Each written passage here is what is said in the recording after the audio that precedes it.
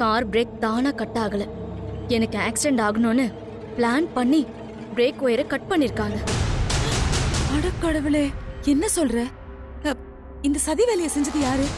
வழக்கமா மித்ராவுக்கு கால் பண்ணி டார்ச்சர் கொடுப்பானே, அந்த பிளாக்மெயிலர் தான் என் காரோட பிரேக்கை கட் பண்ணிருக்கான் ஆண்டி. என்ன சொல்ற நந்தினி? இத்தனை நாளும் அந்த பிளாக்மெயிலர் மித்ராவை தான் ஃபோன் பண்ணி மிரட்டிட்டு இருந்தான். இப்போ உன்னை இப்படி பெட்ல படுக்க வச்சுட்டானே. ஆமா நந்தினி, அந்த பிளாக்மெயிலர் தான் உன் கார் பிரேக்கை கட் பண்ணான்னு உனக்கு எப்படி தெரியும்? அவன் எனக்கு கால் பண்ணான் ஆண்டி. அந்த பிளாக்மெயிலர் யாரு? அவன் ஏன் இதெல்லாம் பண்ணிட்டு இருக்கான்னு முதல்ல கண்டுபிடிக்கணும் நந்தினி. அவன் யாருன்னு நான் கண்டுபிடிச்சிட்டேன்.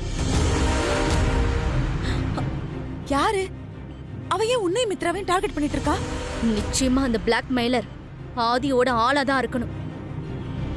ஆதி தான் அவனை ஆபரேட் பண்ணணும்.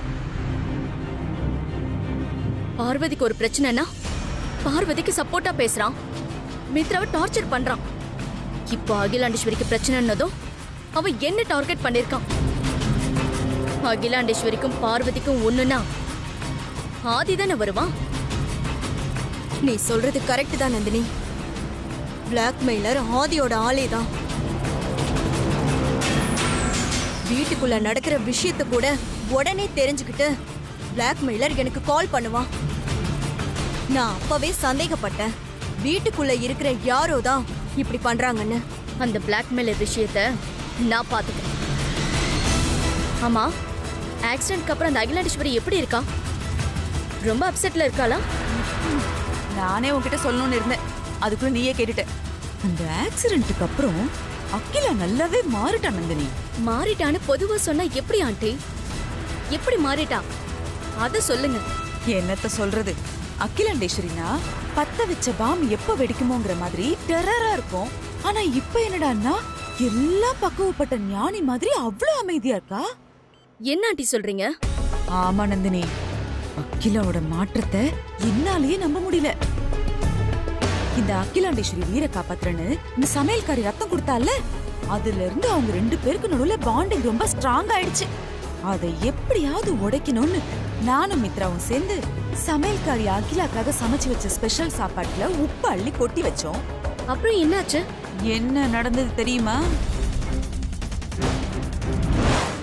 சாம்பார்ல உப்பு கொஞ்சம் அதிகமா போயிடுச்சு. இதெல்லாம் ஒரு பெரிய விஷயமா? ஒண்ணுமில்லாத விஷயத்த ஏன் இவ்வளவு ஊதி பெருசாக்குற? அகிலாண்டேஸ்வரியா இப்படி மாறிட்டா ரொம்ப ஆச்சரியமா இருக்கு ஆண்டி. ஆனா இதை இப்படி விட்டுடக்கூடாது ஆண்டி. அது பார்வதிக்கு சாதகமா முடிஞ்சிரும். நந்தினி, அதெல்லாம் நான் பாத்துக்கிறேன். நீ தேவையில்லாம டென்ஷன் ஏத்திக்காத, உடம்ப பாத்துக்க. நான் கிளம்பட்டுமா? வா மித்ரா. வர நந்தினி, டேக் கேர்.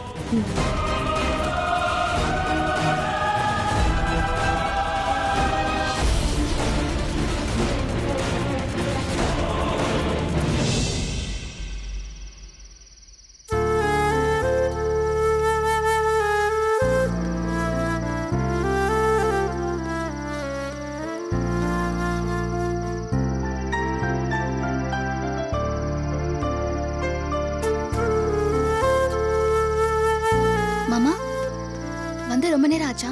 இல்ல, கொஞ்ச நேரம் தான் ஆகுது. இது என்ன கையில? என்னன்னு சொல்லுங்க பார்க்கலாம். என்ன?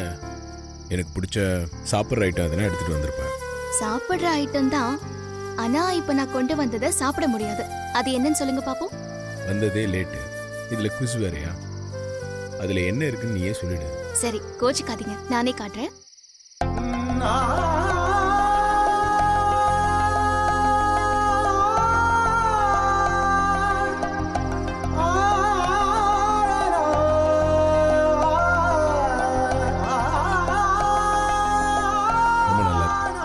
உங்களுக்கு பிடிச்சிருக்கா மாமா?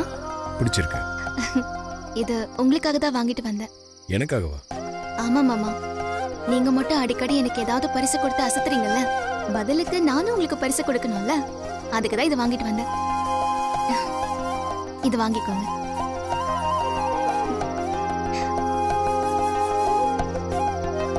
மாமா, இதுக்குள்ள யார் இருக்காங்க?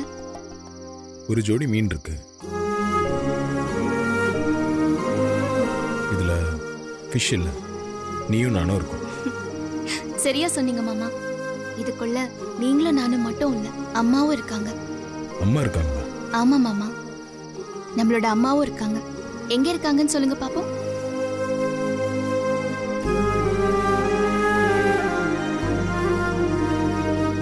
இதுக்குள்ள 2 உயிர் தான் இருக்கு. இன்னொரு உயிர் எங்க இருக்கு? என் கண்ணுக்கு ஒன்றும் தெரியல. அந்த 2 மீனும் உயிர் வாழ்றதுக்கு தேவையான தண்ணி இருக்குல்ல, அதுதான் மாமா அம்மா. அம்மா இல்லைன்னா நாம 2 பேருமே இல்ல. நான் சொன்னது சரிதானே மாமா? சரிதான். நான் ஒரு விஷயம் சொல்லட்டுமா? சொல்லுங்க மாமா. உனக்காக அம்மா ரத்தம் கொடுத்து உன் உயிரை காப்பாத்திருக்காங்க. இப்போ நீ ரத்தம் கொடுத்து அம்மா உயிரை காப்பாத்திருக்க. அதனால உனக்குள்ள அம்மாவையும் அம்மாக்குள்ள உன்னையும் நான் பார்க்குறேன். ஒரு ஆணுக்கு இந்த மாதிரி அம்மாவும் மனைவியும் அமையிறது ரொம்பவே கஷ்டம். இந்த விஷயத்துல நான் ரொம்ப கொடுத்து வச்சிருக்கேன். நானும் தான் மாமா. மாமா, நான் உங்ககிட்ட ஒன்று சொல்ல மறந்துட்டேன். என்ன? அம்மா ஹாஸ்பிட்டல்ல இருந்தப்போ நந்தினி அம்மாவை கொலை பண்ண பார்த்தா. இதே பாச்சு. அம்மா கண் முழிச்சதுக்கு அப்புறம்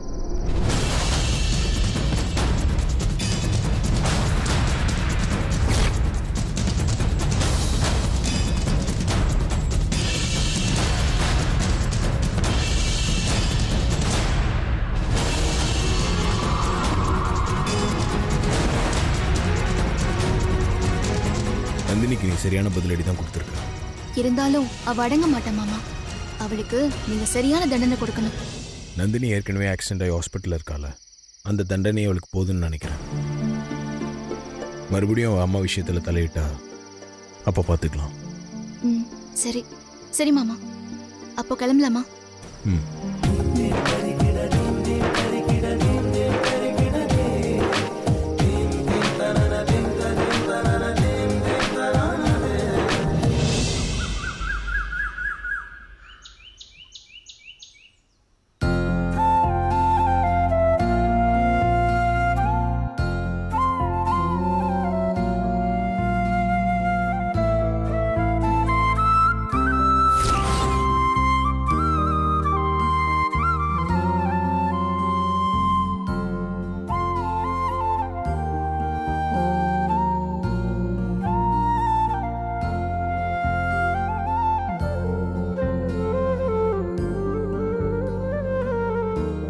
எங்க தலையில கட்ட காணோம்?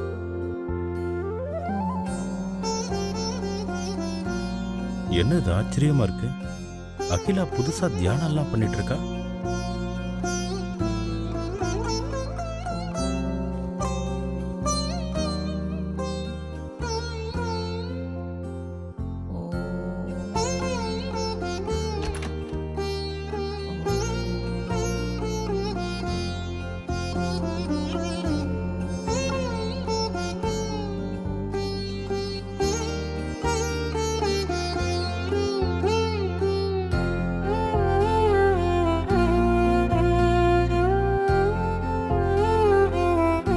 ஹாஸ்பிட்டல்ல இருந்து வந்ததுக்கு அப்புறம் அகிலா ரொம்ப தான் மாறிட்டா.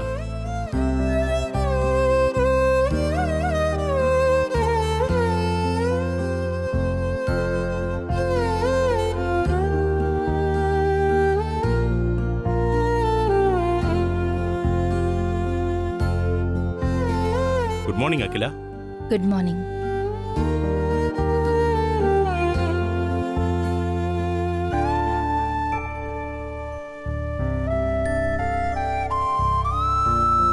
எழுந்திச்சிட்டிங்களா? ஆமா, தலையில இருந்த கட்டைங்க. அது நான் டாக்டர் கிட்ட பேசிட்டேன். அவர் கட்டு வேண்டான்னு சொல்லிட்டாரு. வீக்லி ஒன்ஸ் செக்கப்க்கு மட்டும் வர சொல்லிருக்காரு. ஓ ஆமா அகிலா, என்ன திடீர்னு தியானம் எல்லாம் பண்ண ஆரம்பிச்சிட்ட? தியானம் பண்ணா மனசுக்கு அமைதி கிடைக்குதுங்க. இத்தனை நாளா இந்த அமைதியை நான் மிஸ் பண்ணிருக்கேன். Okay Akila, keep it up. Akila, ஒரு சின்ன ரிக்வெஸ்ட். என்ன ரிக்வெஸ்ட்? ரொம்ப டயர்டா இருக்கு, அதான் எழுந்திருக்க லேட் ஆயிடுச்சு. இன்னைக்கு ஒரு நாள் வாக்கிங் கேன்சல் பண்ணிக்கிட்டுமா? இதுக்கு எதுக்குங்க ரிக்வெஸ்ட் எல்லாம் கேட்டுட்டு இருக்கீங்க? இன்னைக்கு ஒரு நாள் வாக்கிங் போலனா பரவாயில்ல. டயர்டா இருக்குன்னு சொன்னீங்கல்ல, நல்லா ரெஸ்ட் எடுங்க. அம்மா, இன்னைக்கு காலையில அப்பா வாக்கிங் போகலமா? அப்படியா? ம். எழுந்திரீங்க. நீங்க போய் அந்த மாடிப்படி இருக்குல்ல, அத 4 தடவை ஏறி இறங்குங்க.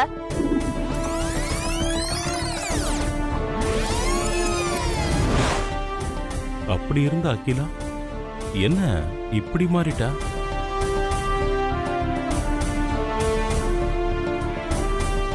என்னங்க யோசிச்சுட்டு இருக்கீங்க? இல்ல, முன்னாடியெல்லாம் ஒரு நாள் வாக்கிங் போலனா கூட அத பேலன்ஸ் பண்ண 10 தடவை மாடிப்படி ஏறி இறங்க சொல்லுவேன்.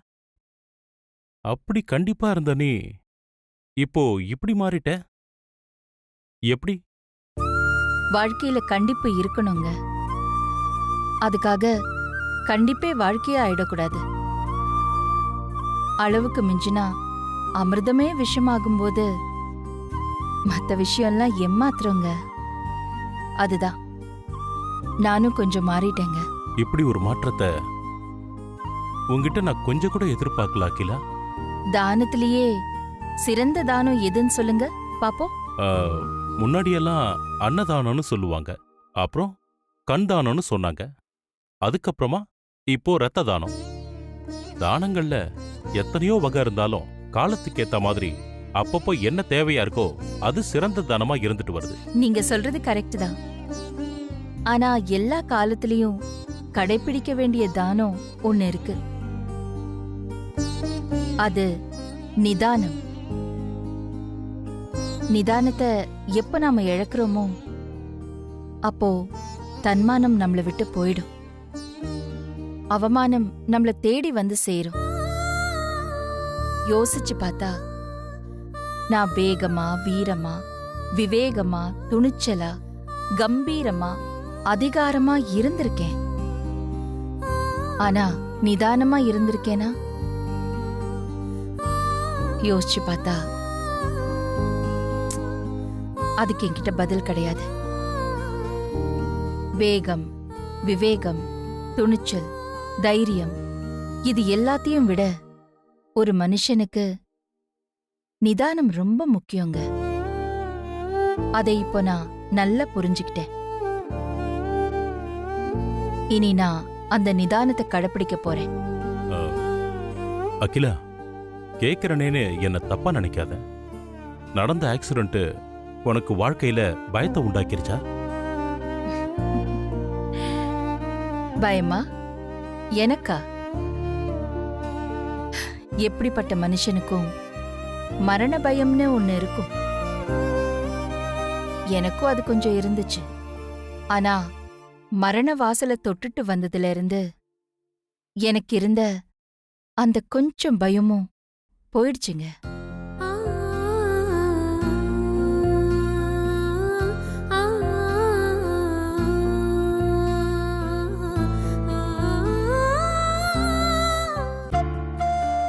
இப்பெல்லாம் அம்மா கிட்ட நிறைய மாற்றம் தெரியுது. ஆமா மாமா, இதுக்கு முன்னாடி அம்மா என்கிட்ட அன்பா இருந்திருக்காங்க. ஆனா அப்பா அவங்க என்கிட்ட அன்பா நடந்துக்கிட்டதுக்கும் இப்ப அன்பா நடந்துக்கிறதுக்கும் வித்தியாசம் இருக்கு மாமா. நானும் அதை கவனிச்சேன். அந்த ஆக்சிடென்ட்க்கு அப்புறம் அம்மாக்கு மனசுல நிறைய மாற்றம் ஏற்பட்டிருக்கு. அம்மா கிட்ட முன்னாடி இருந்த கோவம் இப்ப இல்லை. ஆத்திரப்பட்டு நடக்கிறதெல்லாம் விட்டுட்டு அமைதியா நடந்துக்க ஆரம்பிச்சிருக்காங்க. அம்மா கிட்ட ஏற்பட்டிருக்கிற இந்த மாற்றத்துக்கு என்ன காரணம் மாமா? என்னன்னுலாம் எனக்கு சரியா தெரியல. ஆனா எனக்கு ஒரு சின்ன சந்தேகம் இருக்கு. என்ன சந்தேகம் மாமா? ஆப்ரேஷன் முடிஞ்சு அம்மா கண்ணு திறக்காம மயக்கத்தில் இருக்கும்போது நான் தனியாக அம்மா கிட்ட போய் நம்ம காதலை பற்றியும் கல்யாணத்தை பற்றியும் சொன்னேன். என்ன மாமா சொல்றீங்க? பயப்படாத. அப்போ அம்மா மயக்கத்தில் இருந்தாங்க. நான் உங்ககிட்ட பேசினதெல்லாம் அவங்களுக்கு கேட்டிருக்குமான்னு தெரியல. ஒருவேளை நான் பேசினதெல்லாம் கேட்டுதான் அவங்க அப்படி நடந்துக்கிறாங்களன்னு என் மனசில் ஒரு சந்தேகம் இருக்கு. அப்போ அம்மா மனசுக்குள்ள இப்போ என்ன இருக்குன்னு தெரியலையே. இங்கே பார், நான் என் மனசில் இருக்க சந்தேகத்தை தான் சொன்னேன். நீ அதெல்லாம் நினச்சி பயந்துட்டு இருக்காத. அதை விடு. நீ அம்மா கிட்ட எப்பவும் போலவே இரு. புரியுதா? சரிங்க மாமா.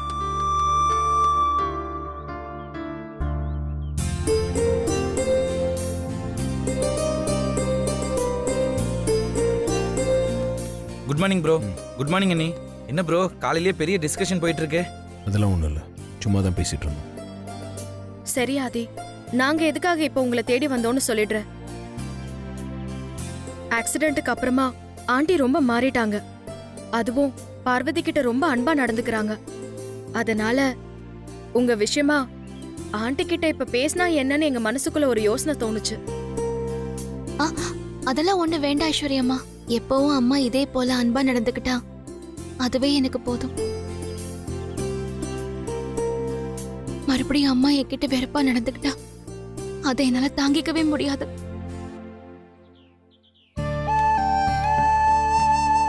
அங்கிள் வராரு. ஆதி, உங்க 2 பேரையும் நான் ரூம்ல தேடி பார்த்துட்டு தான் வரேன். என்ன விஷயம்ப்பா?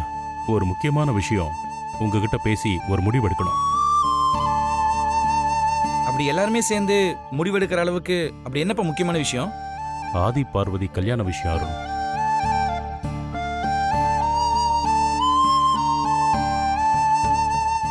எங்க கல்யாண விஷயமா இப்ப பேசி என்ன முடிவு எடுக்கிறது? ஆக்சிடென்ட்டுக்கு அப்புறம் உங்க அம்மாவோட நடவடிக்கையில நிறைய மாற்றம் தெரியுது. அது உங்களுக்கே நல்லா தெரியும்.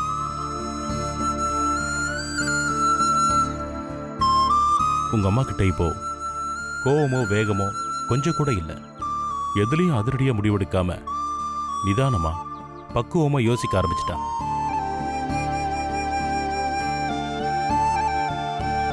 எனக்கு என்னமோ உங்க கல்யாண விஷயத்த அகிலா கிட்ட சொல்றதுக்கு இதுதான் சரியான நேரம்னு தோணுது.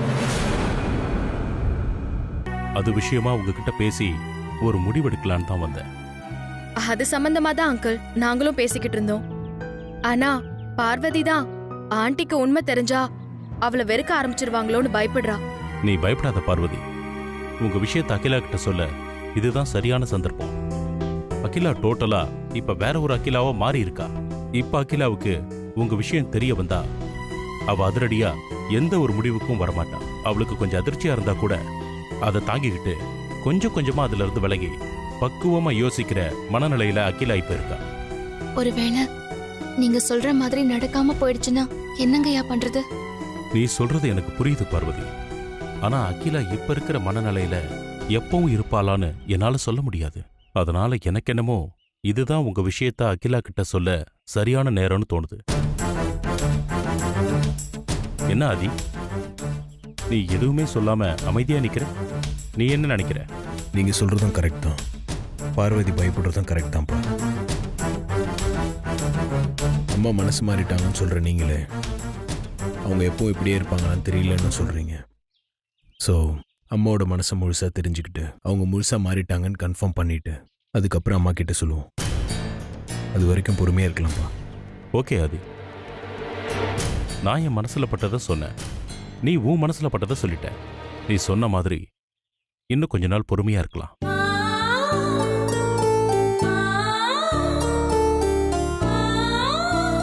சரி வரேன் ப்ரோ. ம் ம்